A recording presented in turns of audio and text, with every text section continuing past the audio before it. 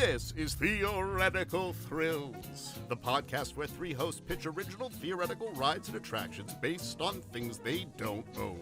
A special guest judge awards bronze, silver, or gold based on three separate categories: most creative, most practical, and guest's favorite. Whoever has the least amount of points at the end of the season must drive to Disneyland, touch the first gate, and drive home. With bragging rights on the line, the hosts will try to pick each other's ideas apart through gentle ribbing.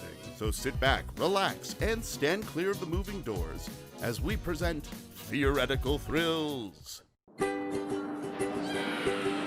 Theoretical Thrills, the theory of the thrill. Oh boy! In 3, 2, fun! Ladies and gentlemen, welcome to Theoretical Thrills. I'm your host, Oliver. I'm Brad. I'm Spencer. And you're here for a very special episode today because today is themed after the holidays. And because of that, we've brought more than one guest together. Ladies and gentlemen, this is Lauren and Connor. How are you doing today? Good. That sounds good. Yeah. No, that's great. only a strong start. They're both It's being like very the real polite. holidays. They're being polite. Yeah, no, I had to really think about it, you know? I was like, I realized I did should have wake gone, up, Lauren, yeah. yes. Connor, yes. Like, the house, like just a full thing. no, I have to replay each minute of my day before I can answer honestly, you know? Sure. That's fair. It's part of your process. I get it. Yeah. Makes sense. It's a small delay.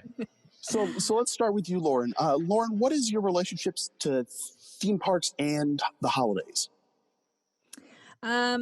So I grew up in LA. So I grew up going to Universal and Disney because my uncle worked at both parks while I was younger. And then I was a camp counselor, so we went to the theme parks all the time for our field trips. And then I started working at Universal almost 3 years ago now. Obviously not right now because of the pandemic, but Yes. but yeah, I was a costume dresser and performer as well. You glitched out there for 1 second. I heard costume driver. Dresser. Oh no, dresser. Sorry. I drove costumes from point A to point B. It's a very specific union thing. Sometimes. There you go. Then I wasn't far off. But Golf carts yeah, in motion. no. Exactly. But yeah, I was a costume dresser and then a performer as well. And then as far as holidays go, I was raised in a house that was half Jewish, half Christian. So done a lot of the holidays, experienced them all. Not all of them, but a good amount of them. Every single yeah. holiday, every year. Every holiday that ever existed on every Huge single holiday religion fan. that ever existed. Huge holiday. Every year, you don't miss them. It's just they keep coming back up. Even the National Pancake Days, all of those. Yeah, National Lighthouse Day, Yeah. wave to a cow as you drive by day. I know, I'm up with what's going on. There you go. You have the calendar too, then. I do. It runs off of 3-year cycles, but it's a very long calendar. It's 1 page at a time too, so it's only 3 pages. So Lauren, what would you say, like, if you were to say, like, gut shot, what would you say is your favorite ride or attraction? Crush's coaster at Disneyland Paris. Solid choice. All right. Nice. So that should help me and Brad and Spencer figure out what we're pitching, at least towards you. Now let's check in with Connor. Connor, what would you say is your relationship to theme parks and the holidays? I have an interesting relation with both. My mom and dad started working with Walt Disney World Company in Orlando, Florida when I was very young. So they were both Streetmosphere performers at Hollywood Studios, MGM Studios at the time. So we kind of had the studios as our playground, me and my brothers. So when they were working, sometimes, instead of a babysitter or something like that, we would be running around the park, kind of doing our own thing. And so it was a very interesting. I'm officially jealous. Yeah. I feel like that explains a lot. Yeah. I mean, it also skewed our appreciation for the parks because we could go all the time. We grew up with them. It was basically our backyard. And so you're just like, why are people spending so much money to go to these? And it wasn't till I moved out to LA I went to Disneyland, and for the first time, all I could keep saying when I went in, I was just like, everything's so magical. Everything's so magical. It finally clicked. I think having that, like, Walt Disney walked on these streets, that was cool. But I also used to, 25 years after my father was one of the first Streetmosphere performers at MGM Studios, I became a Streetmosphere performer. So I was there for a few years. So that was really cool. We drove these electric cars that Walt Disney used to drive and, things like that. So I didn't get that full appreciation though until I saw Disneyland, this park I've never seen before, So, and then I worked at Universal for a while in Grinchmas 1 year. So that was fun. That's kind of the holiday transition. And then growing up, the holidays were really interesting because my mother was always she found it so important to like teach us about everything going on, like make sure we knew all religions and all this. So there was 1 year of my life, I genuinely thought I was Jewish when I was like 6 or 7 years old. Because we had a menorah. We all go through that phase. Some of us stay in it. Yeah, I know. But like she taught us how to light a menorah. We were playing, like learned how to play with the dreidel. I mean, my brothers would come home and like play with the dreidel. I love the phrase of learn to play the dreidel. Yeah, because here's the deal. I dabble in the dreidel. Yeah, I used to in college. Yeah. So once we put new batteries in the dreadle and read over the rules and regulations, I lost about $10,000 1 year. Yeah. It's but Shalom keychain, and never at that young age did I realize, when you walk into the house, we walk past the menorah and we've learned to play the dreidel, but there's a Christmas tree also 10 feet away at the end of the hall. So it was I love the holidays.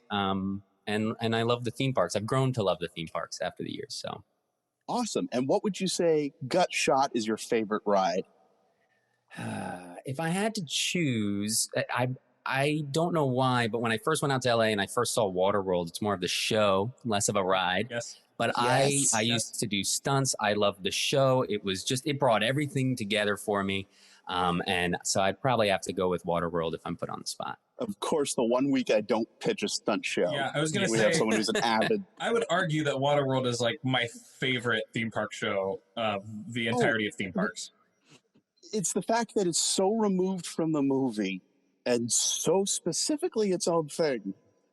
I love it. Like, I adore it. So let's jump in, shall we? So today we're breaking down holidays, holiday movies, and holiday IPs. We're going to be pitching to you rides and attractions from different franchises, all centered around the word holidays. So without further ado, let's jump right in. Spencer, take it away. All right. My first attraction, I went a little dark. I know holidays are generally peppy and happy and cheery, but I love the movie Krampus. And the idea around Krampus. So I came up with Sleigh Ride featuring Krampus, S-L-A-Y, because, why not use that pun that's been used in every Christmas movie that has a sleigh ride that's a horror movie. And I created it as an immersive dark ride, similar in vein to if you were going through Haunted Mansion on a steeplechase track. So steeplechase rides, like you're kind of hovering, like you're the reindeer essentially on this sleigh going through. So it's that idea, the steeplechase, where you're kind of laying a little bit on there, and so you don't feel super secure, but you're like super secure. But it's going to take you on a journey through such iconic horror Christmas movies such as Rare Exports: A Christmas Tale, Black Christmas, Better Watch Out, Silent Night, Deadly Night, Gremlins, and of course Krampus. But the way Krampus appears in this is going to be through different character actors, but also through animatronics that pop up, kind of like in the Great Movie Ride where the aliens drop down from the ceiling. So Krampus is going to come down there, or like in Jurassic World, but a live actor that's going to kind of pop up, not in front of the track, obviously, because that's a little dangerous. There's live actors and ride cars. There's live actors in Jurassic World. No. I'm talking about just in general live actors. On a separate note, 9 guys inside of the dinosaurs. Each one, it's a huge thing. And right. Like squirt guns. Yeah, exactly. For the it's actually just a guy with a bucket every once in a while, just waiting. Yeah. Exactly. No, but there's going to be actual live actors at certain parts, and they're going to pop out on the stage, but they're not going to be on the track because that's obviously a liability and a dangerous thing to happen. So that's my first ride. It's just a journey through the dark holiday movies. Sleigh Ride featuring Krampus, a steeplechase meets a dark ride. My next attraction is, it is what it is. It's the giant snow globe experience based on, I guess, the movie Snow Globe, which I think is a movie with Christina Milian. But it's like a funhouse museum of sorts, but you literally walk into a giant snow globe with snow, AR snow. So the whole thing, and the PowerPoint you can see if you look at it later or look at it now, it's like AR snow around, but there's snow coming from the ground, or not from the ground, from the ceiling. From the sky where snow comes from. Snow comes up, Charlie Brown. Yeah. This is Christmas in the upside down. Yeah, exactly. But the snow is going to come down. It's going to land on the ground. But what's kind of cool is throughout the day, the snow globe's actually going to shake. And what it's going to do is it's not actually going to like shake, but you're going to see that the snow is going to start to shift, and it's going to feel like you've just been shaken on the snow globe. So it's a giant snow globe. It's fun for kids. It's so if you, I don't know, susceptible to seizures, epilepsy and stuff, or live in Southern California where there's earthquakes and cause real concern. Yeah, that was my first. So the shaking, as I mentioned, is not a literal shake. The shake is a shift of snow. And again, with the seizures thing, like I'm very much an advocate of disability and making things accessible to all, but you have to understand that most theme parks have 3D rides, which are not accessible to me, and different rides where if you have heart conditions, you're pregnant, you shouldn't ride these rides. So in that case, there would be. Well, no, it's an interactive snow. You literally walk into a giant snow globe of a giant snow globe, and there's snow, and the snow falls down, except for when the snow globe quote unquote shakes, where the snow just blows around. It doesn't actually shake. It just feels like you're in a snow globe. Anyways, I said this is what it is, this idea that I had. I have more. So go ahead.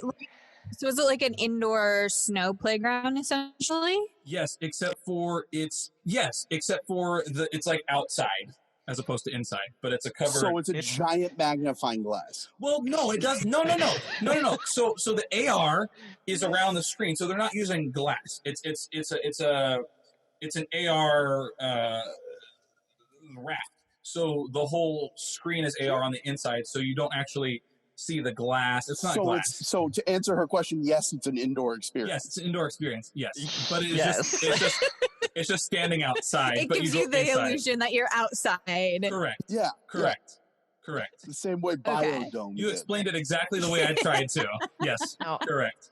Now, I noticed you went with the movie Snow Globe. Doesn't Krampus, like, spoilers, end with you being in the snow globe, and you just chose. The point is the snow globe. You chose not to go that route. You chose not to tie your first ride into it. Instead, you're like, well, I'm going to do this Christina Milano movie that I think is called Snow Globe. Hold on. To be fair, he prefaced it with "It is what it is." I did preface it with that. He sold me.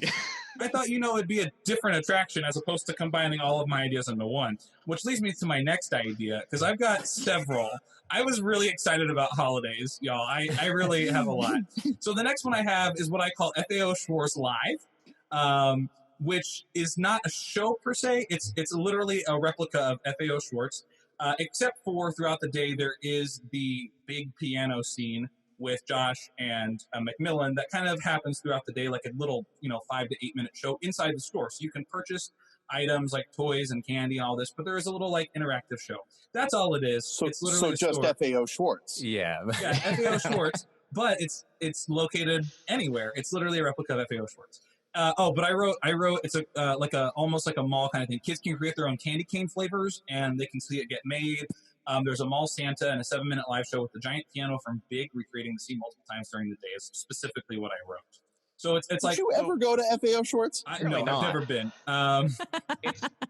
It's a You're toy not store. far off. You're not wrong. That's the thing. Well, it's FAO Schwartz then. If you like FAO Schwartz. You're just reviving FAO Schwartz. Correct. That's he's just pitching the idea of FAO All right, guys. Schwartz. So listen, I've got an idea for a toy store called Toys R Us. All right. Go on. Oh, cool. I got this giraffe costume. I'm not done yet. I hear it's actually for sale, so you might be. Yeah. I've got 2 more ideas.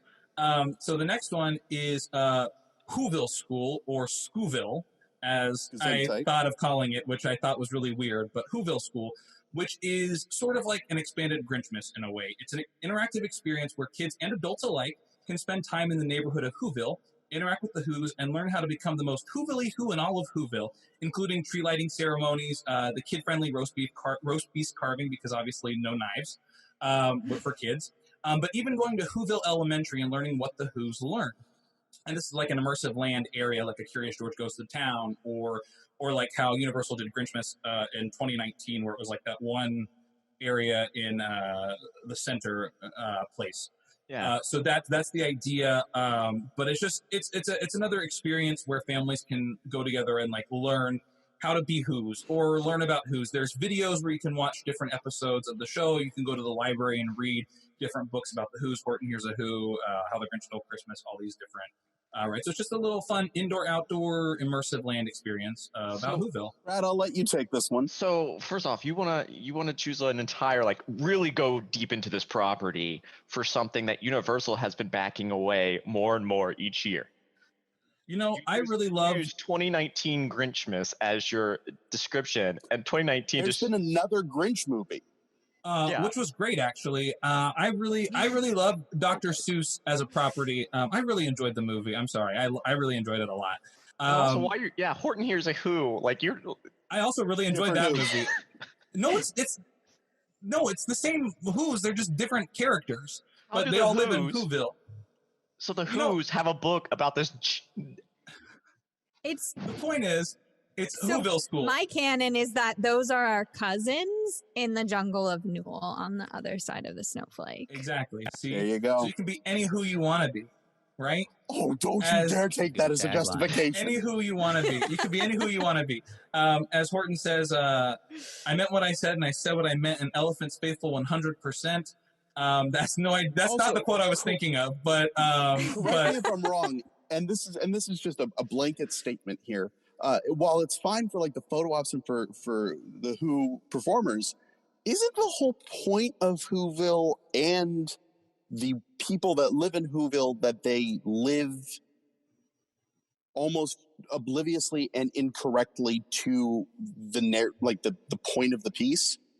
I mean, sure, but I think that's what makes this experience unique is that you're like, if you go to Whoville school, you're going to learn something different than what you do in regular elementary school. So it's an experience as opposed to like just living a daily life and doing the things you would do outside of a park. My last go ahead. Connor or Lauren, would you want to be a teacher at Whoville school? You know, free education. They drop their kids off, and you teach them even less than a real teacher. Yeah, that's a I thought of it more of like a class, like a Whoville class you could take, but a school takes it to a whole new level of like, okay, what's tuition? Do you get a degree? Is it a 4-year commitment? Like, what's the commitment levels? This is where my mind starts going. I'm not bashing the idea. I want to hear more, like this idea of taking it further. But yeah, that was my first thought was, okay, how much of a commitment is this? You know, do I have to buy an annual pass for 4 years in order to complete my classes? No. I mean, it's just the land. Okay. I feel like Maisie the librarian would be quite into this idea personally. But I thought it would I imagine it being more like activities like how like you guys were saying years previous when Grinchmas was larger. We had, little sections of making a Christmas tree ornament or whatever, and story time with Cindy, but you'd learn a little bit more. I said there's lighting ceremonies, roast beef carving. So wait. I like the roast beef carving idea. So now we've clarified. You just want to go back to what Grinchmas used to be. No, but I think it should be even bigger. It should be year-round and bigger. Further, and like just make you it like me both. You and me both. Whoville Studios. That's what we need. Whoville Studios. Yeah, a Whoville Waterworks, and then there'll also be like a Whoville transportation system, Water Whoville. And we'll get it. Yeah. And Water Whoville. I'd watch that crossover. Yeah, I think it'd be great. The Who's on the plane as it comes out. That'd be fun. It's just Max and the Grinch crashing through. Yeah, exactly. There's nothing better than watching Cindy Lou Who do a 40-foot fire high fall. That's what I'm saying. I have to tell you, it would be an easy crossover given some current roster status right now. That's true. So. And then going in, if there are no further questions on my wonderful Whoville experience, I'm going into my last attraction, which again, take it for what it is. This is a movie that I think is very underrated. No one likes it. It got terrible reviews. It got a bunch of like Razzie Award nominations. I remember, if I remember Don't correctly. start. But I really thought this movie was fun when I was like 14 or 15, 16, whenever it came out. Movie Snow Globe. It's not the movie Snow Globe because that wasn't released theatrically. It was only released on TV. This is Deck the Halls Ropes Course, based on the movie Deck the Halls with Danny DeVito and Matthew Broderick. Who could ask for a better pairing? Most people. And what this is, it's literally a ropes course, but the whole thing is holiday themed. So the ropes are actually, they're not real like Christmas lights, but they have the illusion of being Christmas lights. So they're like lit up ropes. And it's all, the whole structure of it is built like it's the decorations on a house. So as you go through, you can actually create your own Deck the Halls ropes adventure. I think I should call it Deck the Halls Rope Adventure, but that's what it's literally a ropes course themed to Deck the Halls. And that's my last pitch. Just created another ending for your last attraction. Yep.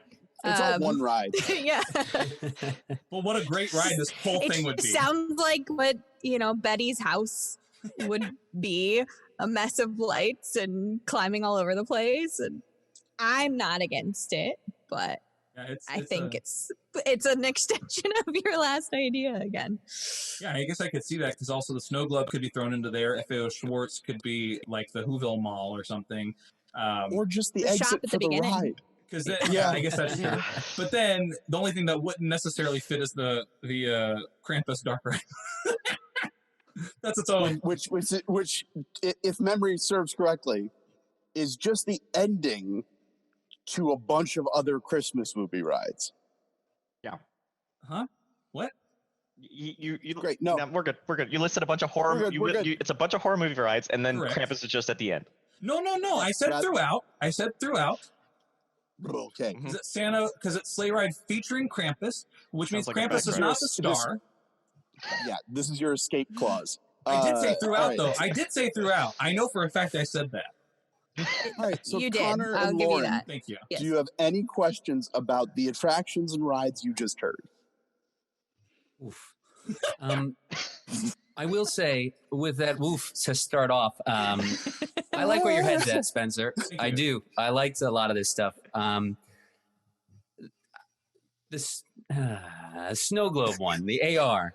Is there any like special? It's all AR in the sense like no 3D goggles to put on, no like special wristbands or anything to like give you an extra experience. You just walk in. Completely all, detached. Like, projection mapping. Well, I mean, there's snow falling, but the other thing is the AR screen moves. So the picture that I put in the PowerPoint, okay, it doesn't like the actual screen doesn't move, but there's like you're like in the snow forest, and all of a sudden a deer runs across in the snow.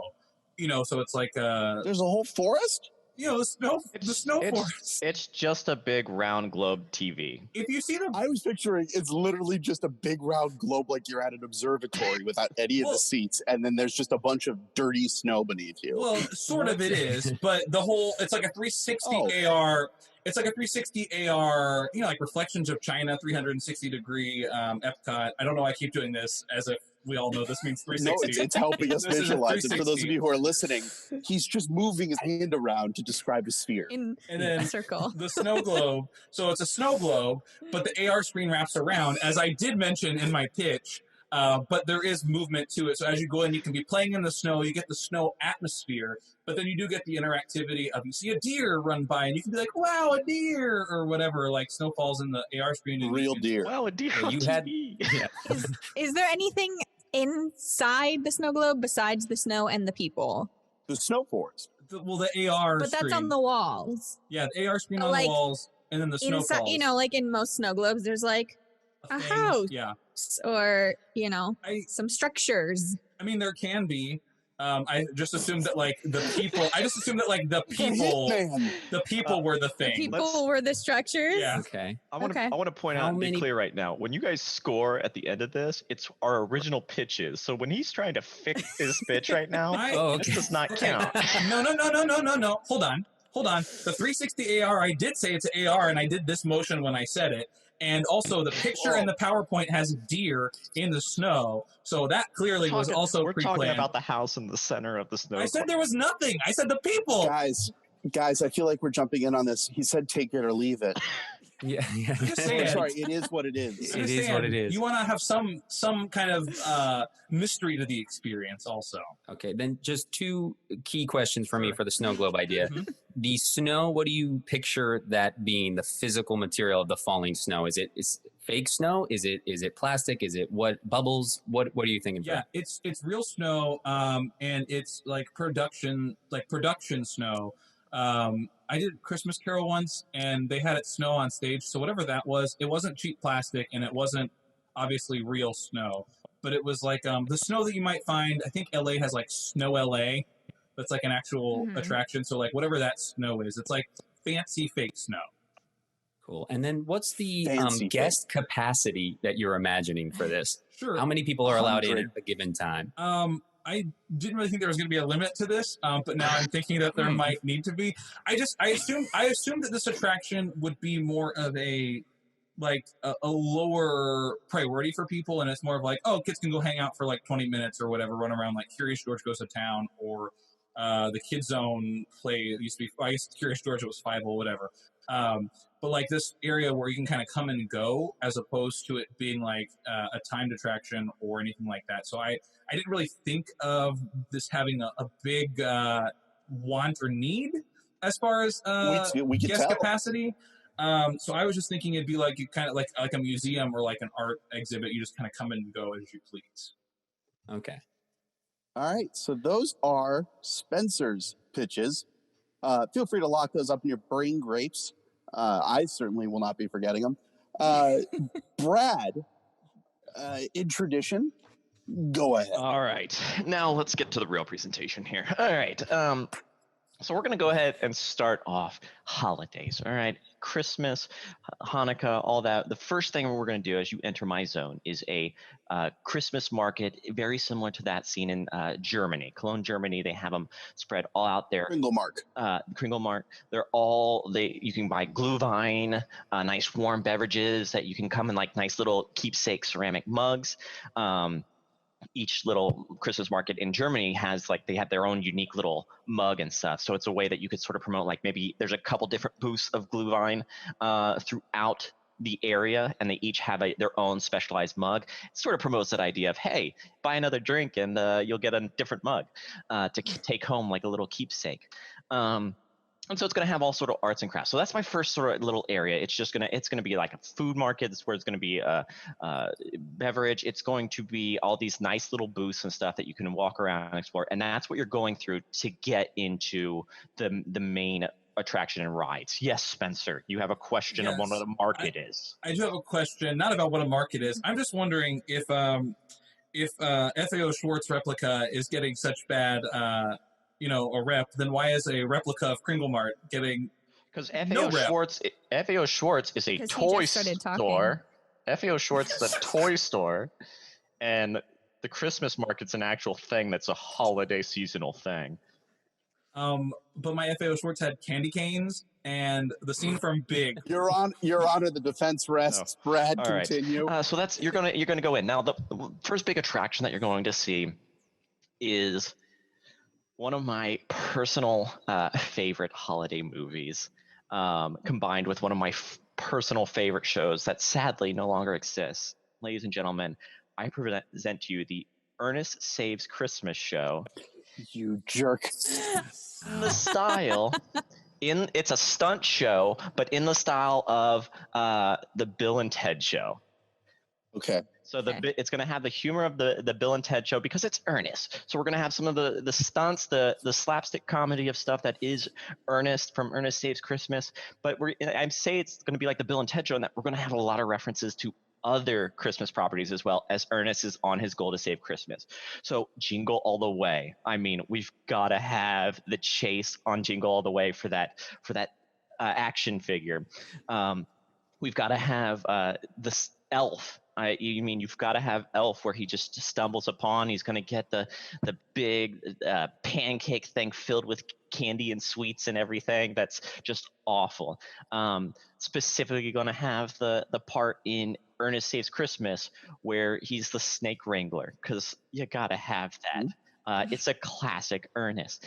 And so it's going to be combining all of these, providing a way for people to get little bits and see little things about the movies that they love and hold dear that are part of their family tradition. Another one is Christmas Vacation, one of my other favorites. It's pretty. So we're just burning IP at this point. Oh, we are totally, because we can get little little things in there, because some of these things don't deserve their own rides. I hate to say it, they don't. They're all going to end up as the same ride. I disagree, but we'll get to mine in a minute. We'll find out with Oliver's pitches. So anyways, so you're going to get to see little snippets, and that way everybody gets to see maybe a piece of their Christmas experience that they enjoy. And the idea is that by having this be sort of like the Bill and Ted show and having this be with Ernest as the central character and stuff like that, it's tying it together, and it's sort of going to get that cult following that you saw with Bill and Ted and stuff like that. The show could be awful at Bill and Ted, but people always pack the theater to go see it because it was a cult following. It's a thing that you had to do every single time you were there. It's sort of like, even if you don't like Waterworld, you still got to go see Waterworld, the stunt show, because the show, for some reason, it just comes off good. Whether it's cheesy or not, you enjoy it. It's one of those things. So that's my show. Yes, Spencer. I just had this really interesting thought and question, and I was wondering if you would consider doing this show as an homage to both Ernest Saves Christmas and Kirk Cameron's Saving Christmas, and call it Ernest Saves Saving Christmas, because Saving Christmas needs a little bit of saving. No. Yeah, I thought it was a pretty cool idea. It's a pretty fun concept, I think. You can add that to my list of pitches. I like how you prefaced your suggestion with, and this is a really good idea. Take it as you will. You Tony Shalhoubed it. You told us how to feel, and then we felt it. Well, you can add that to my list of pitches. Ernest Saves Saving Christmas, the show. Now I have one other attraction. I didn't overstuff this. I have 3 attractions. I have the market, I have my stunt show, and I have my sort of thrill ride. Now, my thrill ride is based on the property Krampus, but it's specifically based on the property Krampus. I didn't try to muddy the waters. I didn't try to jam all this other stuff in there that didn't need to be in there. No, that's all in the show. That's all in the show. Yeah. No, that was just the first part of what he just said. The show has all the things that can't sustain their own ride. Krampus can sustain its own ride. The way it's going to sustain its own ride, ladies and gentlemen, is I'm going to build a Wild Mouse style roller coaster. So this is a chase style roller coaster with sharp turns, a lot of hills and bunny hops like that. But to make it Krampus themed, we're going to take this roller coaster and build essentially a haunted house around it. So when you're going up the hill, you're going upstairs. When you're going down, you might be going down a set of stairs, maybe down into the basement. When you're up in the attic, your sharp turns are weaving through boxes that you would find in the attics with like the live, sort of like the new Hagrid roller coaster. Sort of, but it's all but it's all indoors. It's all meant to make you feel like, oh, we're gonna crash in this wall. Oh, we're sort of sprinting through and rocketing through this sort of thing.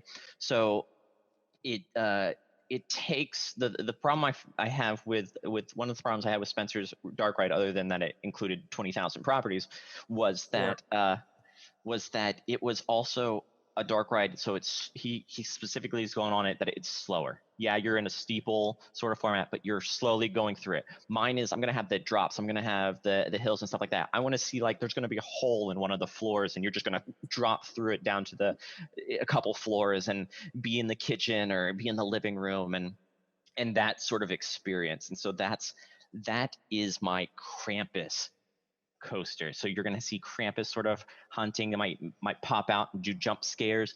We'll have the live little like doll things from the actual movie. It's going to look like things are trying to kill you as you're racing through this house to get out because you've been naughty. That is my 3 pitches. Spencer's got another. I have 2 questions now, actually. Is it a question or a pitch? Because no, you're going to just pitch over my time. It's 2 questions. The first question being, why is it a problem that I have live actor Krampuses, but it's not a problem that you have live action doll? I don't have live action. It's Krampi. Second, hold on. I never said live action. None of you said live dolls. Like they're coming to No, life. They're coming to I life, see, okay. like the movie I Krampus. do not have live All right. action. It's a roller coaster. Second question. I'm very intrigued by your idea of making it into a haunted house instead of a snow globe, since that was the whole point of Krampus the movie. Is that why wouldn't it just be in a snow globe then instead? Sorry. You can't pick a fight when you haven't seen the movie. I've seen the movie multiple times. I just wasn't going to spoil it. I saw the Krampus with Adam. Nailed it. With Adam. So Scott. Krampus, Adam Scott. Your buddy Adam. Krampus, where the house ends up being in this snow globe. Correct. So Correct. the whole time they were never in a haunted house. They were in a snow My globe. ride takes place rides in the house. Okay. The thing, the structure that goes inside of the snow globe. No, not Right, not in just an Spencer's empty snow globe. orb. I like to do my own thing, and I like to be original. I don't like to take the exact same concept. You pitched Theo Schwartz. But I put candy cane making experience in there. Godiva had a shot in FAO Schwartz. Chocolate, that's not candy canes. It's a Godiva candy company. They're I different. will have to say, the more everyone's bashing the FAO shorts, the more it's popping into my head, and the more I'm kind of liking it. I mean, candy canes. I don't know. Who doesn't want to make their own candy I cane? really miss that Okay, store. Spencer, those are your questions. Now let me ask our guests.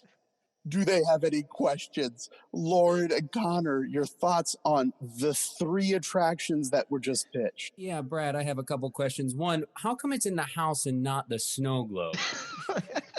The house is going to provide more confined feeling spaces. It's going to help amp the terror up. Yeah. So are you imagining it kind of like a haunted mansion on crack? Like that type of ride spinning around, but like you're in one space versus going outside, but You're like in one, that so- faster. So there's it's Serpent. What's the Serpent ride at Busch Gardens? Oh, okay. Gotcha. Yeah. Yeah, it's a Wild Mouse style roller coaster. So it's hills and stuff like that, but sort of with Haunted Mansion amped up 100-fold into a little bit. But like a theming where like you feel like you're in the house. It's not just like, oh, I went by a picture of stairs, I'm going down the stairs. Like you it's feel like built out around. it's built out around the house. Cool. Okay. I have a question because I don't know the answer to this. What is Glühwein? Glühwein is mulled wine. Oh, okay. So kind of like a drinking around Epcot, but drinking around this market. You can actually get it during the holiday season in Germany at Epcot. You can purchase it. They also, I want to say they sometimes sell it during their Food and Wine Festival, but I'm not 100% sure on that. No, that's just their regular wine that they don't chill. Oh, yeah, that makes more sense. That's just they just leave out. But the wine. I do know you can get it around the holidays time at Epcot, provided that it's open. Okay. What about the crafts that you mentioned at the Christmas market area? So the Christmas market. So it's a bunch of booths. Have you Knott's Berry Farm does something during its holiday season that I really like, and they sort of have their little Christmas market. They invite sort of outside vendors and outside actual artisans to come in and sell their products. So it's a full Kindle Mart. You're building out an actual there's little shops, there's little booths, there's things that you can buy, there's tchotchkes. And the nice thing with it is because it's like little booths and stuff like that. The idea is that I'll be able to easily sort of swap out booths. So if it's like, okay, we have this newer artist, all right, we're gonna move you in. You get to go ahead and go into this booth for a while, and you can have this space and stuff like that. And so it allows us to be able to easily sort of rotate it out. You don't ever get fixed on like this person always has to be there. Like the only thing that's going to be there are the food services and the drink services, because those need to be a little bit more regulated for safety reasons. Whereas the merchandise, I can have a little bit more freedom to bring them in. Okay. Cool. And one last question. You're sold on making sure that one ride is not in a snow globe, right? That is final. That is final. The whole park is in a snow globe. One big greenhouse. What about a glass house? That's a greenhouse. A greenhouse is a glass house. I guess, yeah. I'm just talking about The Glass House, the movie with Lily Sobieski. Name other movies. It's Okay, the TV show, The Glass House, where it's like Big Brother but in a glass house. I don't know, 13 Ghosts. Ghosts. That's what I was That gonna has say. glass houses in it. I haven't seen that one. What about All right, Oliver. Glass? What about the movie Glass? Oliver, you take it away before Yes, Spencer the continues one about on. Ira Glass? No. All right. So let's take this home a little bit here. First of all, I want to apologize for what they call pitches, because like that's my mistakes. I feel so bad that I have to pitch last this week. I completely disagree with both of their evaluations on the fact that Jingle All the Way can't have its own ride. I never said that. So let's jump in to my specific Jingle All the Way ride. There's a moment in Jingle All the Way. The idea of the entire movie is Arnold Schwarzenegger's trying to get a rare action figure that is high in demand based off of the Tickle Me Elmo stuff that went down. But it's Turbo Man. Turbo Man is the name of the action figure. Yeah, but he's not based off of Elmo. The situation is based off of the thing that was caused by Tickle Me Tickle Elmo. Me Turbo? That's not what he said. He said Tickle Me Turbo. Tickle Me Turbo, that's what I said. Oh. So, in this ride, you will be playing one of the balls that is put in there to decide who is going to get Turbo Man. In one of the biggest set piece scenes of the movie, they have a lottery where all of these balls are being passed out that they're going to then theoretically draw and civilly give the action figure to the winner. It doesn't quite go according to plan. When the buckets filled with the balls go flying, your ride car is one of the bouncy balls being thrown around a toy store that is going through Black Friday. People are seemingly, and these are animatronics, jumping into display shelves that reset themselves and done through 2 dimensions, but you can make it look right. But the idea is that you're going aisle to aisle and bouncing as Arnold tries to get a hold of you, as well as Sinbad's postal worker. Remember, he's in that movie. Yeah. Oh, yeah.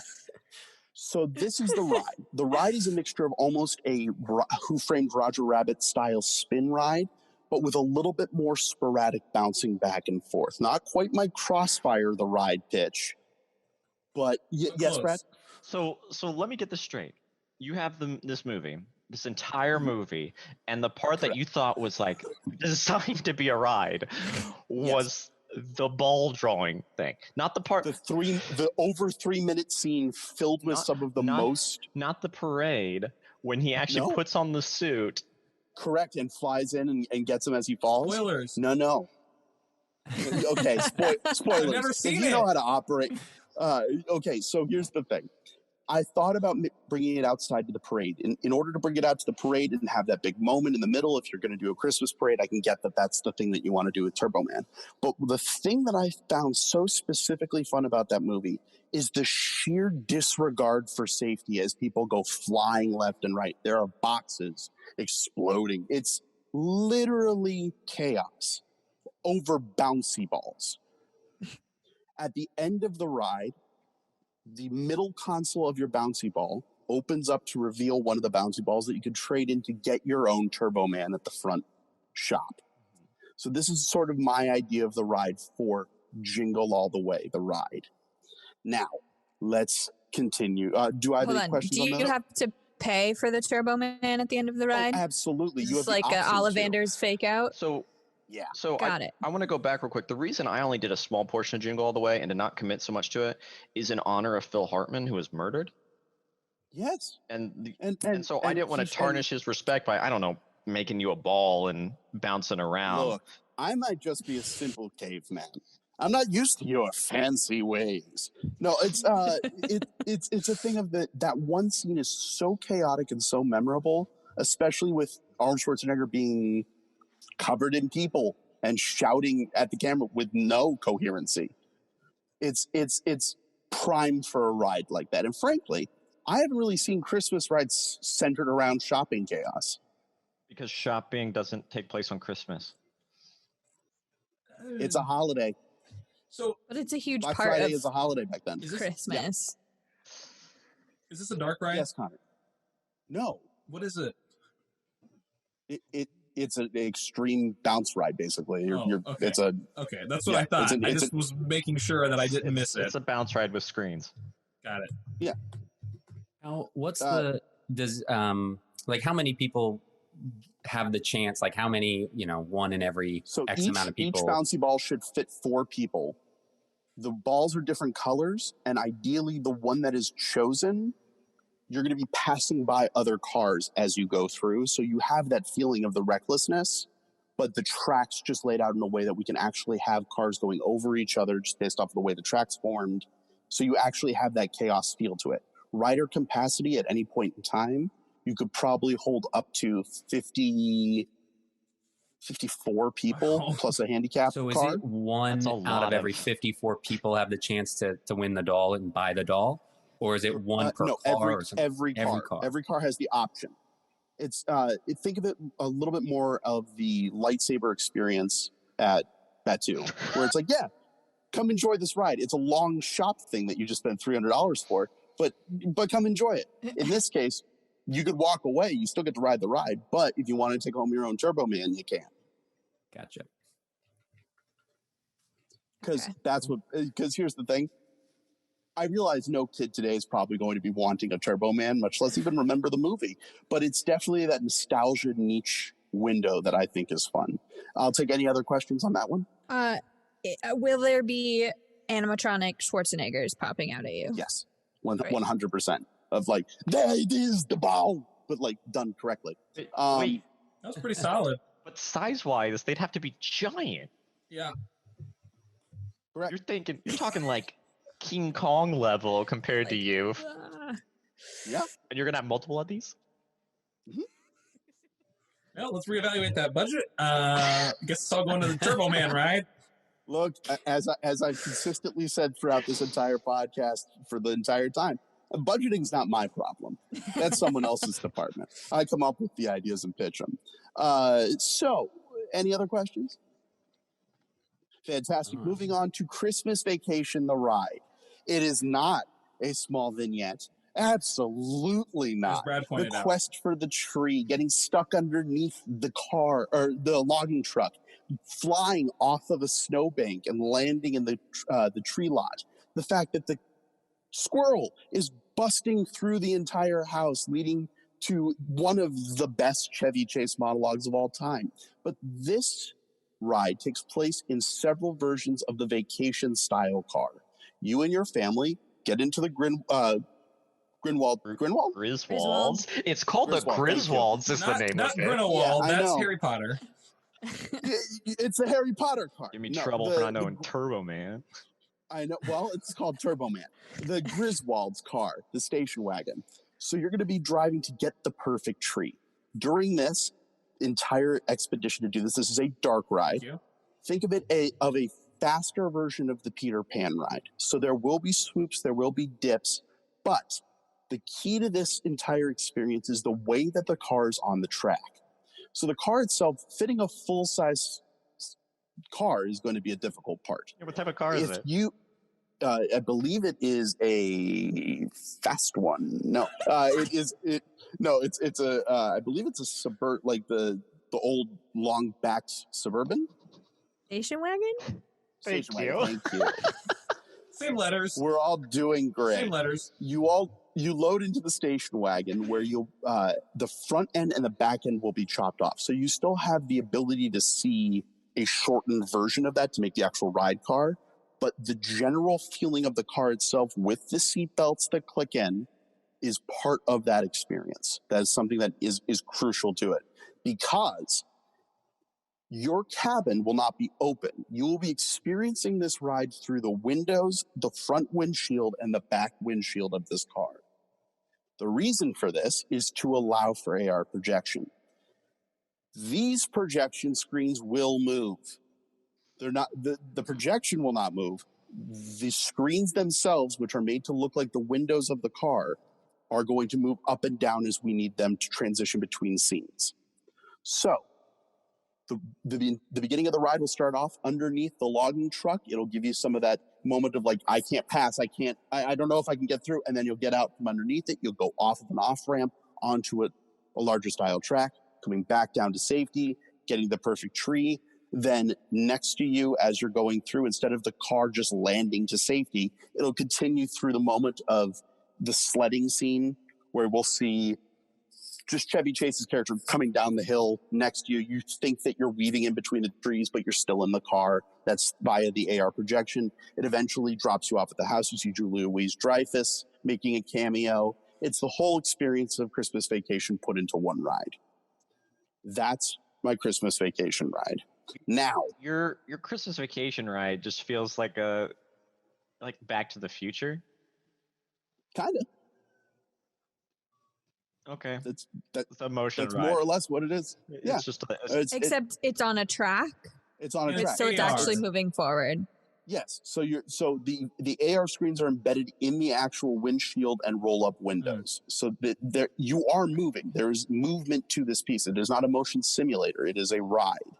But the ride car itself does have motion simulator aspects to it. Why have roll up windows? So you can transition between the scenes and not have a jostling effect. So you can shorten the ride and have them go through different resets of track. So with the windows rolled up, I can bring them to another level, showing a different scene, or make them feel that they're going to a different area, when really I'm just turning them around. So you Okay. imagine these windows, for the transitions at least, the window is physically rolling up and physically rolling Yes. down for the transition, So- not just And then- embedded screens that like you pass a tree and it does like a swipe edit or something. Yeah. The Correct. windows These up. are so Okay. ideally what the idea I have behind it would be that it is an enclosed cabin with AC and that sort of thing. In the age of COVID, the way that you can change those cars over real quick is by having a spray of some sort. You could easily just do that as it passes through the lines. Once the riders get off, they close the doors, it sterilizes itself. You open the doors, the next riders get in and they can continue through. The idea with the windows being rolled up is that while these are just regular glass, you can have an additional window built into the side doors where the airbags would normally be that comes up over that other set of windows. So the thing that you get to see, and the way that we can do it is we can cause them to look out over to one side as the windows slip into position on another one. Gotcha. So are you like going from room to room? So the window's the transition to hide when you're moving from room to room, and then Yeah. in like each room, will there be physical stuff built around you? Yes. So there'll Okay. be the set piece numbers. So, So you'll it'll see be a combo of kind of like Forbidden Journey, except the screens are attached to your So- vehicle. So let me get this straight. think of it more like Rise of the Resistance when you get into the Oh, pod. sure. Yeah. Okay. So your ride car is part of the ride experience. It is not only a tool for us to be able to transition the people through these areas, but it's the ability for you all to experience the thing by looking around you and having that facade of those windows. Okay. There's something specific about the road trip movies that they always try to frame up a certain shot. Not road trip, sorry, vacation movies. That is them looking up against the glass. That's always been part of that whole shtick. So incorporating that into the ride itself, I think, is one of the most important aspects. But it also comes into play with decontaminating each one of the ride cars. So it's a ride that's specifically built where you could scream, you could yell, you could do those different things, but it's contained to the ride vehicle itself. Question. Yes. On the window layout, you said there's 2 windows, right? Mhm. So is one of them always sealed, Yes. and then the screen comes up behind it? Correct. Okay. That's what I want to ask. Just make sure, no hands are going. Yeah. There's not an option for hands to go through. Oh no, it's actually a hand crank that you got Well, to have do to real do the quick. transition. I meant more Yeah. like I meant more like safety hazard, but sure. I mean, Oh, all of my rides are death traps. You know that, given Brad. the era of National Lampoon, I wouldn't put it past anyone to actually make it hand cranks. It's fair. But the hand cranks come off every time you try to do it. You wanna want to be Do you want to see the ride? You better You start turn that in. cranking. you want to be accurate to the time period accuracy. So we are down to my last 2 attractions here. Oh my gosh. Buckle up. The first one of these rides is the Wet Bandit ride. Now, Home Alone is one of the best holiday movies of all time. Honoring that and the iconic house that it takes place in is going to be part of the ride. You will start off as the Wet Bandits pulling up in front of the McAllister house. At that point in time, you will either choose one of two tracks to go, Marv or the other one. I forget. I'm lucky that I remembered Marv. But I identify with one character more than the other ones, and it's not the kid, and it's not the one that isn't Marv. Turbo Man. But Turbo Man locked in the old brain grapes. So this is going to be you falling for Kevin's traps. Before each one of these traps happen, this is just a pure, good old-fashioned motion simulator ride. So you will either lower through the basement, which will be one of the entrances to a bank of 8 different motion simulators, or you'll be going around through the side, through the doggy door, where you have your hairbird. It's the 2 different rides, so there's multiple ride-throughs that can be done. Each bank holds about 8 different simulators, each simulator holding about 5 people. This is a space-saving way for us to do this. The film can be rotated out, which is one of the most important parts about this. The idea being that as soon as more Christmas properties come in and you don't want to have it be Home Alone, you can pop a new one back in. The other side of this that we have to think about is the fact they are remaking Home Alone right now. It's going to be a different thing. Would you consider it a remake? I mean, they've just had 14,000 Home Alones at this point. Like, they're all remakes. My favorite one's the one where they have the nuke trip, the nuke chip sitting in the RC car. Yeah, that's the whole thing. Is that 3? Causes them to hunt them. Is that I think 3? That's 3. My favorite part is when the parrot is in the shower with the marquee stand, and they walk in and they go, "Don't come in, I'm naked." My favorite part of the Home Alone trilogy. It doesn't have Marv in it, so I don't remember anything else. Harry is the name of the other guy. Harry. Yeah, that sounds about right. Anyways, it's weird why they're calling the new movie Marv and the Other Guy. That's what I've been saying. But that was a sequel to Lars and the Real Girl.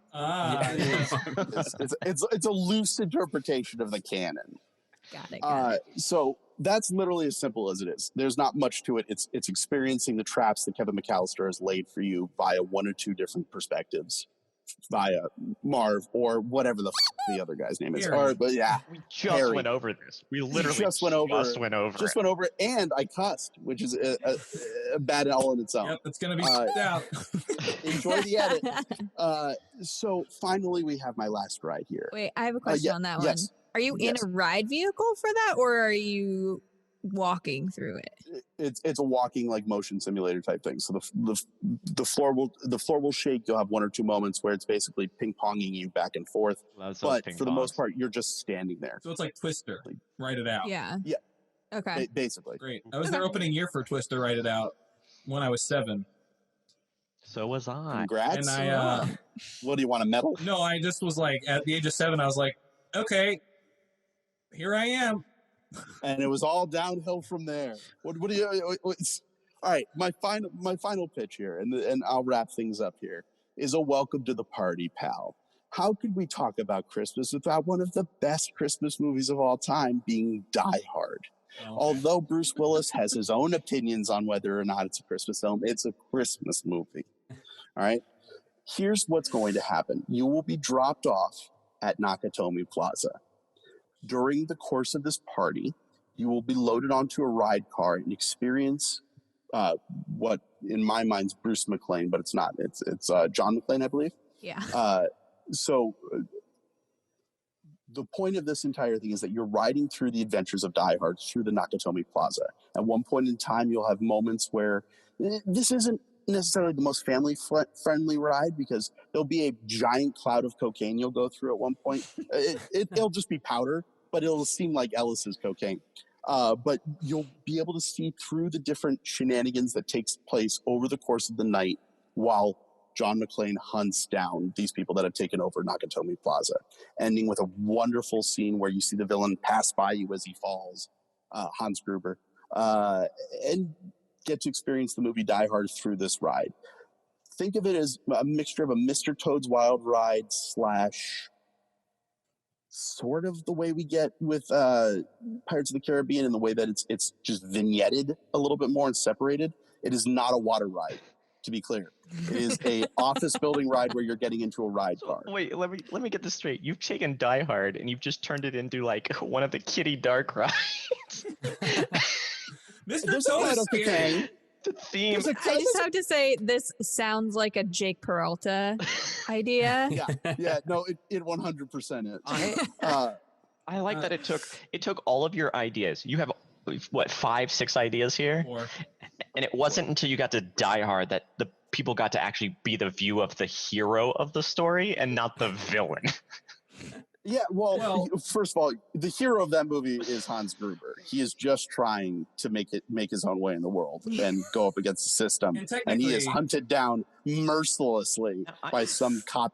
I'm just curious. I'm just curious about the layout of your land, to where you're like, all right, we're going to Christmas World today. We're going to Holiday World. All right, and here's, we can do the Christmas Vacation. Over here we could pretend that we're ping pong balls, and over here, big neon sign, Die Hard.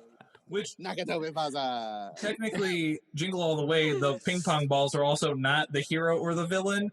Correct. And Ping also, pong Die Hard is a Christmas movie in the real way that Christmas in July happens. Since that movie was released in July of 1988, as a big holiday movie, just like Kit Kittredge, An American Girl, which celebrates Christmas in 2 minutes of the movie, but it also came out in July. This is a straight fact that I know about Kit Kittredge because I saw that movie in theaters. all right, Wiki.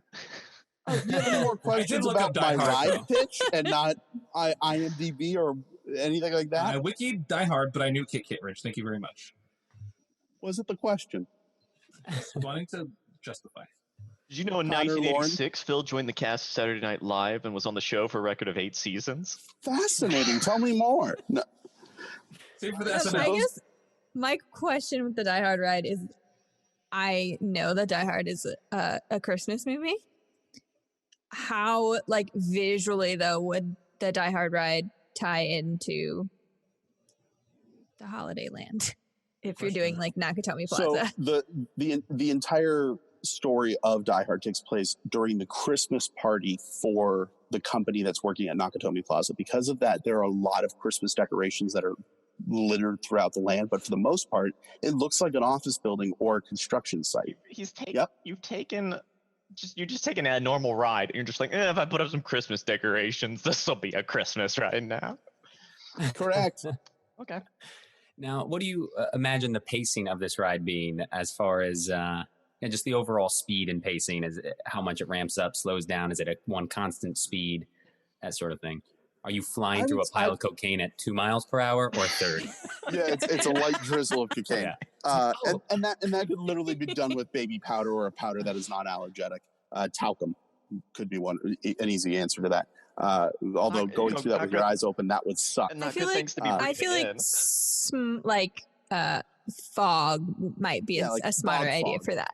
Fog would be a better idea. No. His idea was baby powder or talcum.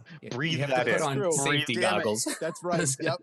You have to wear safety goggles. There's no windscreen. And I didn't even put that into the ride. Base your decision on is the talcum and baby powder.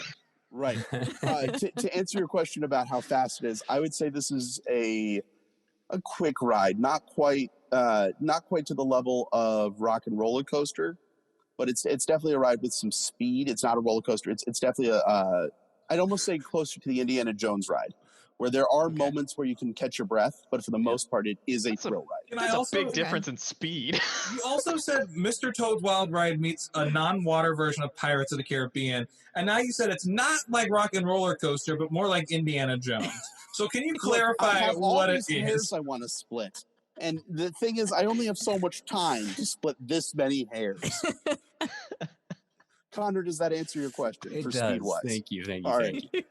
Now, with that nonsense over with, you now have been presented with several rides and attractions. We will now go Lauren first, followed by Connor, of going through each of the categories for you to give bronze, silver, and then gold. Let's start from you'd probably like a review of all the rides as a whole. Sure. Spencer, list your rides. Yeah, I got Sleigh Ride featuring Krampus, a steeplechase dark ride. The Giant Snow Globe Experience, just it is what it is. FAO Schwartz Live, the store plus the big show. The Whoville School, a.k.a. Schoolville. and the Deck the Halls Adventure Ropes course. Great. Brad. So I have the lovely Christmas market to greet you, and then followed by the Ernest Saves Christmas Bill and Ted style stunt show, and then finally the proper Krampus ride. Fantastic. And I had Jingle All the Way, Gets Me That Turbo Man. That's the Extreme Bounce ride. The Christmas Vacation, the ride, and Home Alone, the simulator, and then the Die Hard ride. Okay. Lauren, it's up to you. Let's go. First category being creativity. Okay. Creativity. Okay. And you'll do bronze, silver, gold. So you'll start with bronze. Oh, goodness. Okay. For bronze, I'm going to go with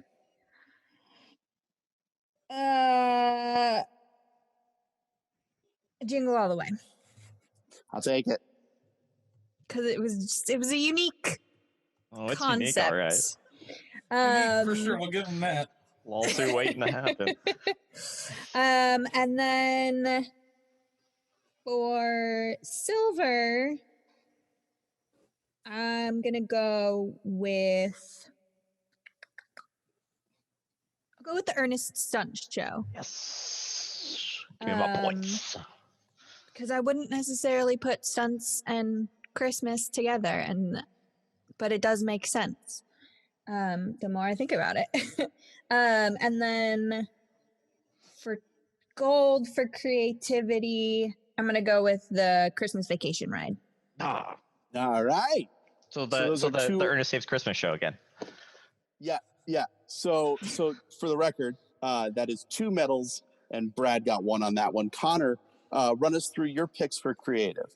Okay, so I'm gonna go with this was a tough one, but I'm gonna go bronze. The Ernest Saves Christmas stunt show.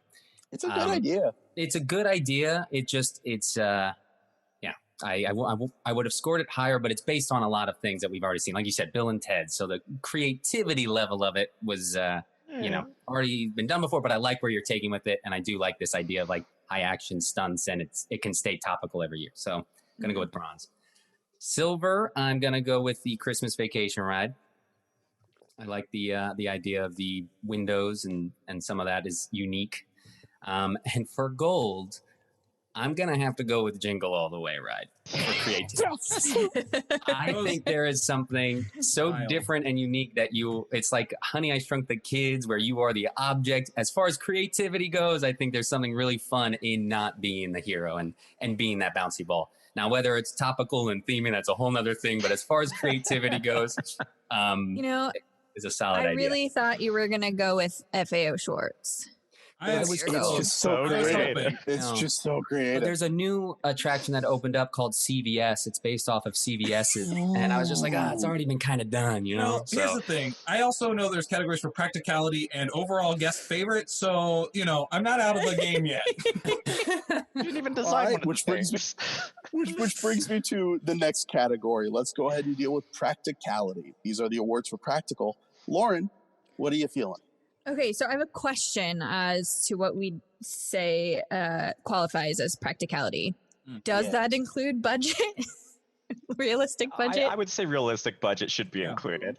Realistic budget, but moreover, think of it as like, which is the ride that can easily be implemented quickly, that isn't going to take a few years to develop and get like the different ride systems off the ground. So the ones that could be implemented quickly and relatively bring back the amount that they're putting out. Okay. Well then, in third place for that, I'm gonna say probably Ernest again, just because we have the format for that, like Connor said. And then in silver, I'm gonna go with the Christmas market, because I feel like it's easy to set up and always turning a profit.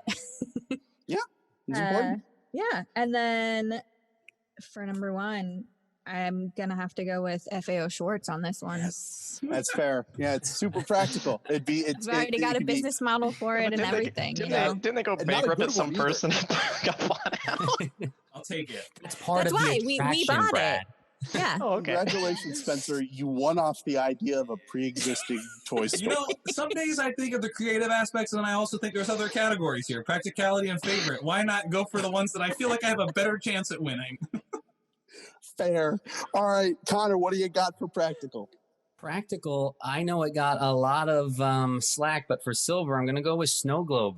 It's a practical thing with the technology No. we have. Skipped bronze. No bronze? Oh, I'm Skip sorry, bronze. That's but what I also, meant. That's what what I about meant. the Well, I you meant said bronze. silver. I You meant said bronze. silver. He meant I bronze. meant bronze. I'm starting with bronze. I meant bronze. Yeah, I'm going to go with bronze for the snow globe. It's practical. Yeah, I mean, easy to put in place. And I think, All you need is a building. yeah, that's it. And I've got some notes on it, but practicality goes, great. I'll take the snow notes. globe is there. Bronze, Silver. Silver. I'm silver. See, I'm just saying. They're dirtier metals, so you got to polish it up a little bit Yeah, just to see which will fit. So for silver, I'm going with Krampus, the ride from Brad. Yes.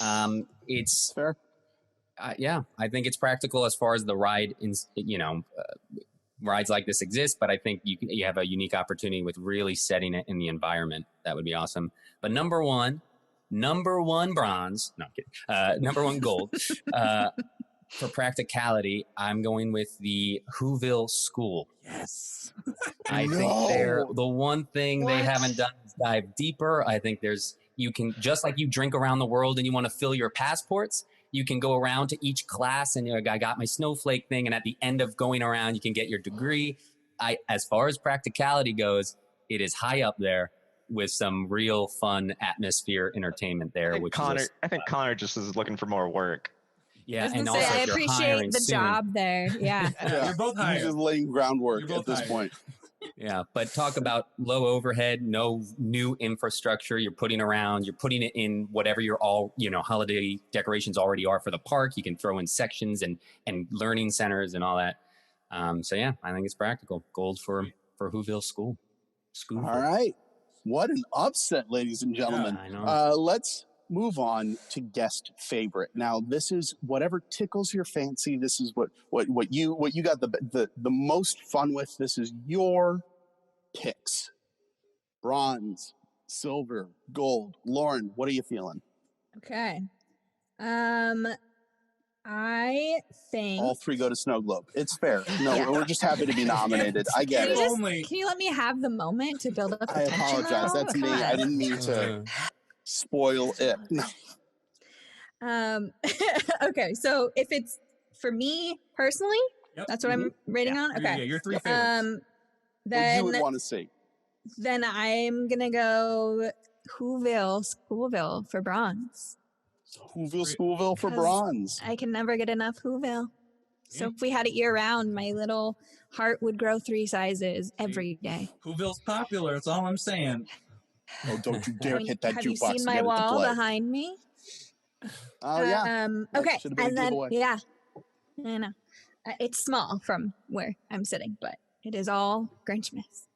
And then okay, so for silver, I'm gonna go with the Christmas Vacation ride because I think it sounds cool and unique and fun. And then for gold, I'm gonna give it to Krampus. Because I think that would be pretty darn popular. I know the maze at Horror Nights went over really well. So if you throw a coaster track in there, I'm sold. All right, there you have it. Connor, what do you got? Guest favorite, your picks. For bronze, I'm going with Ernest. Yes. All right. I'll take it. This is the toughie here between this. My gold and other two were silver. Christmas Market and Yeah. Krampus. Put them in whatever remembers. order you want. He remembers. He's just deciding which is silver and which is gold. Right. Yeah, I'm just still figuring out that. Which one's like the more yellowy color? That's iron. Silver. Yeah. For iron. For silver, I'm gonna go with the Christmas Vacation. I think it hits a sweet spot. I'm going with Christmas Vacation for silver. And for gold, Krampus ride. No! I know. Oliver I down, know. Oliver down. It hits all practicality. It's creative, and yeah, I think it would be a really fun one. I'm really proud of that ride, by the way. What an I like upset, it ladies too and because gentlemen. it's kind of like the nightmare overlay where it's got the best of both worlds of Halloween and Christmas. So Yeah, I know. But as far as that goes, you can open it up in the park starting around that Halloween time. It can carry over to both. This Christmas Halloween thing, you get so much more mileage out of it. It's yeah. And Jingle All the Way, trust me, I really wanted that one for my favorite, I don't trust you. Holding up long term, I mean, like you said, I think there's a lot of people out there that have no idea what that movie is anymore. I gotta be honest. Governor's best work. I'm pretty disappointed that Snow Globe didn't win for favorite from anyone. I'm just kind of disappointed on that because we had a real blast talking about it. look, if you had like some infrastructure in the center, like a play place or something, you might have had me, Spencer. Yes. All you need to do to fix the snow globe, put FAO Schwartz inside the snow globe. Yeah, there it is. Yeah. That would have been it. Truthfully, the only thing that fell flat was that infrastructure inside. If you had said like, Honey, I Shrunk the Kids. I don't believe any of you on that at all. All right. Well, we've come to the part. No, go ahead. Go for it. Oh, I was just gonna say they used to do back in the day of Grinchmas like a snow playground. Mm-hmm. So if you had something like that inside, like I loved that as a child. That would be dope. Fair enough. Fair enough. That's a great way to do it. If only he had pitched it that way. Or if the snow actually did come up out of the ground, then that'd be unique. Like grew. Here's the other thing. It's the fact that you said fancy snow. That's the part that bothered me. Fancy fake snow. No. You said we said real snow. You said yes, and then you said, well, the fancy stuff. I don't remember ever saying yes to real snow. I'm pretty sure I never said no. It's not real snow. That's what sold me on it. You say yes, the fancy stuff to me, and I'm sold. That's it's the prime experience. Well, we've come to the end of this episode of Theoretical Thrills, but before we go, we'd like to give you guys a chance to plug anything. So, Lauren, do you have anything you want to plug? I do. I actually have two things. That's cool. One, if you're a podcast person, I am a co-host of a pop culture podcast called Pop, the Pop Culture Podcast. We're on iTunes and we're now on Spotify. So you can find us on multiple places on the web, wherever you choose to get your podcast goodness. And then the second thing is my theater company, Boomstick Theater. We are now online. So we're on twitch.tv/Boomstick Theater and also on the YouTubes. We've got some cool, exciting stuff coming for you. And I can vouch for Boomstick very much. And here I was concerned. That's awesome. Connor, do you have anything you want to plug? Not much going on right now other than a big handshake party. I'm inviting everyone. What? Oh no. No. Welcome kisses as people come in the door. Yeah. It's going to be great. We're all going to share. Who are you, LA Comic Con? My favorites will be there. Coughing Gary. It's going to be a blast. No, not much going on. Not much going on. If you want to check out. Is he the new Hanukkah Harry? Yes. Coughing Gary. Well, yeah. I'm gonna be giving some dreidel classes if you want to learn how to dreidel. I can vouch for Connor's dreidel classes. Okay, good. Are these going to be in person or on Zoom? They're mostly Zoom. And do I need to provide my own dreidel? Well, it'll be like AR, like a wall, like a 360. Okay. So instead of a snow globe, it's a dreidel. This has been Theoretical Thrills. It's like the teacups. Yeah. All right, you're trying to do your outro. Did you enjoy the episode you just watched? Feel free to like, subscribe, and share. And if you have an interpretation of an idea based on the theme of the week, feel free to tag us on social media with hashtag Theoretical Thrills, and we may feature your ride and attraction on the show.